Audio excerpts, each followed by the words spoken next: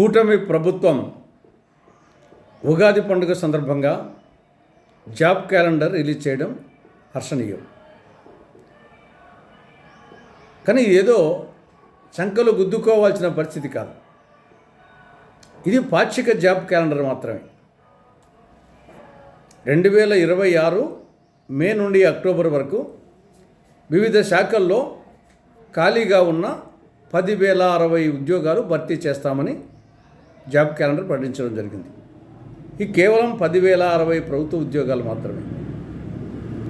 కాబట్టి ఇదేదో మొత్తం ప్రభుత్వ ఉద్యోగాలన్నీ భర్తీ చేసినట్లు సంకలు గుద్దుకోవాల్సిన అవసరం లేదు. సరే, ఏదేమైనా something is better than nothing అన్నట్టు ఆ 10,060 పోస్టులు భర్తీ చేస్తామని క్యాలెండర్ ప్రకటించడం హర్షణీయమే. కానీ అదే సమయంలో నిరుద్యోగ వృత్తి మాట ఏమిటి? మీ సూపర్ 6 హామీల్లో కానీ మీ మేనిఫెస్టోలో కానీ ఏం చెప్పారు? రాష్ట్రంలో 20 లక్షల మంది నిరుద్యోగులు ఉన్నారు. వారికి ఉద్యోగం వచ్చేంత వరకు నెలకు 3,000 రూపాయల చొప్పున నిరుద్యోగ వృత్తి కింద ఆర్థిక సహాయం చేస్తామని చెప్పారు. మరి 21 నెలలు అయింది, ఒక్క పైసా ఇవ్వలేదు.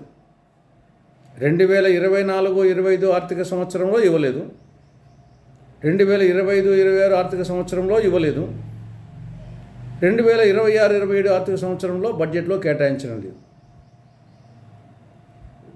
కాబట్టి కాంగ్రెస్ పార్టీ తరఫున మా డిమాండ్ ఏమంటే, ఈ 10,060 జాబ్ క్యాలెండర్ ఓకే, ఖాళీగా ఉన్న మిగతా పోస్టు కూడా భర్తీ చేయాలి. రెండవది, నిరుద్యోగ వృత్తిని రేపు ఏప్రిల్ మాసం నుంచి అమలు చేయాలని కాంగ్రెస్ పార్టీ డిమాండ్ చేస్తూ ఉంది. ఇక రెండవది, విద్యా దీవెన లేక ఫీజు రీయింబర్స్మెంట్, వసతి దీవెన లేదా స్కాలర్షిప్ పథకం. ఇవి విద్యా దీవెన కింద 9 క్వార్టర్లకు సంబంధించి బకాయిలు ఉన్నాయి. క్వార్టర్కు 700 కోట్ల రూపాయలు అవుతుంది. 9 క్వార్టర్లకు కలిసి 6,300 కోట్ల రూపాయలు పెండింగ్ బకాయిలు ఉన్నాయి ఫీజు రీయింబర్స్మెంట్ కింద, అంటే విద్యా దీవెన కింద. ఇక వసతి దీవెన కింద సంవత్సరానికి 1,100 కోట్ల రూపాయల చొప్పున 2 సంవత్సరాలకు 2,200 కోట్ల రూపాయలు బకాయిలు ఉన్నాయి. అటు విద్యా దీవెన వసతి దీవెన రెండింటికి కలిసి 8,500 కోట్ల రూపాయలు బకాయిలు ఉన్నాయి. పర్యవసానంగా కాలేజీ యాజమాన్యాలు సిబ్బందికి జీతాలు ఇవ్వలేక, కరెంటు బిల్లులు కట్టలేక వాళ్ళు అవస్థపడుతున్నారు. విద్యార్థులేమో ఫీజులు కట్టిన కారణంగా, యాజమాన్యాలు ఒరిజినల్ సర్టిఫికేట్ ఇవ్వని కారణంగా పై చదువులకు పోలేక, ఉద్యోగ అన్వేషణకు పోలేక వాళ్ళు అల్లాడిపోతున్నారు. వాళ్ళ బాధ చూడలేక వాళ్ళ తల్లిదండ్రులు అవస్థపడుతున్నారు. కాబట్టి ఇప్పటికే చాలా ఆలస్యమైంది.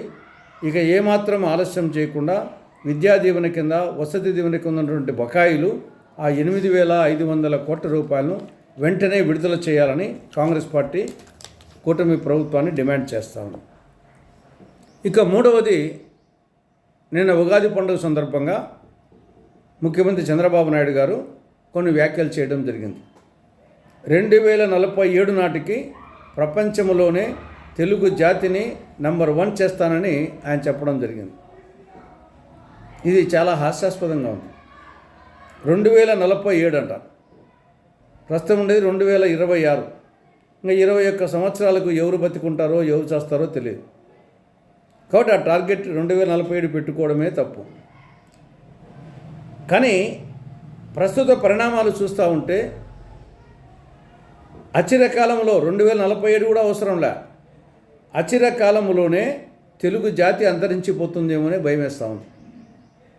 తెలుగుదేశం పాలనలో తెలుగు భాష, తెలుగు జాతి అంతరించిపోతాయేమోననే ప్రమాదం కనిపిస్తూ ఉంది. ఎక్కడ చూసినా గ్రామీణ ప్రాంతాల్లో కూడా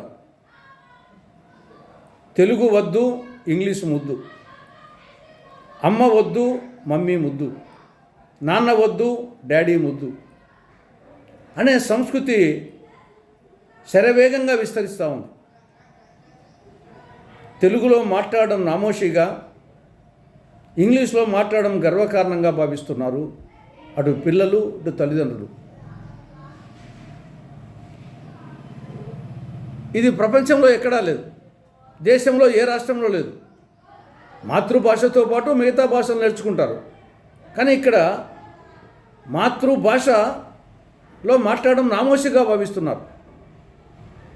దానికి తోడు ప్రభుత్వాల వ్యవహారం అట్టే ఉంది. గత జగన్ ప్రభుత్వం పాఠశాల విద్యలో తెలుగు మాధ్యమాన్ని రద్దు చేస్తూ దాని స్థానంలో ఆంగ్ల మాధ్యమాన్ని ప్రవేశపెడుతూ జీవో 85 జారీ చేశారు.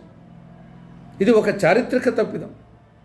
ఆ జీవోను ప్రస్తుతం చంద్రబాబు ప్రభుత్వం కొనసాగిస్తూ ఉంది. ఇది అంతకంటే మరింత చారిత్రక తప్పిదం. దీని పర్యవసానంగా ప్రస్తుతం 10వ తరగతి పరీక్షలు రాస్తున్నారు. తెలుగు మాధ్యమంలో పరీక్ష రాసే విద్యార్థి లేడు. తొలి భాషా ప్రయుక్తంగా రాష్ట్రంగా ఏర్పడిన ఆంధ్రప్రదేశ్లో 10వ తరగతి పరీక్షలు తెలుగు మాధ్యమంలో రాసేవాళ్ళు లేరు. ఎందుకంటే తెలుగు భాష రాదు వాళ్ళకు. 90% విద్యార్థులు ఆంగ్ల మాధ్యమంలో రాస్తున్నారు.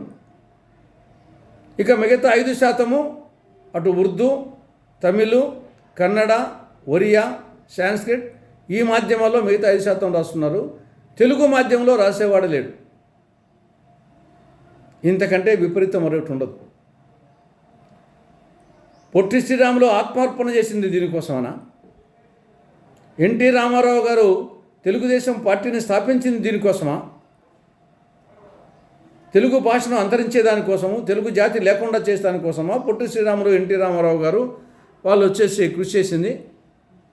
కాబట్టి ఇప్పటికైనా మాటలు చెప్పడం మానుకొని, ఉత్తర కుమార ప్రగల్భాలు మానుకొని చంద్రబాబు ప్రభుత్వం ఒకటి జగన్ ప్రభుత్వం జారీ చేసిన జీవో 85 రద్దు చేయాలి వెంటనే. రెండవది, పాఠశాల విద్యలో లేదా కనీసం ప్రాథమిక విద్యలో అటు ప్రభుత్వ పాఠశాలల్లో, ప్రైవేట్ పాఠశాలలో తెలుగు మాధ్యమాన్ని తప్పనిసరి చేయాలి. మూడవది, తెలుగు మాధ్యమంలో చదువుకున్న విద్యార్థులకు ఉన్నత విద్యా ప్రవేశాలలో ఉద్యోగాల సమయంలో 2% అదనపు మార్కులు కలపాలని కాంగ్రెస్ పార్టీ చంద్రబాబు ప్రభుత్వాన్ని డిమాండ్ చేస్తూ ఉంది.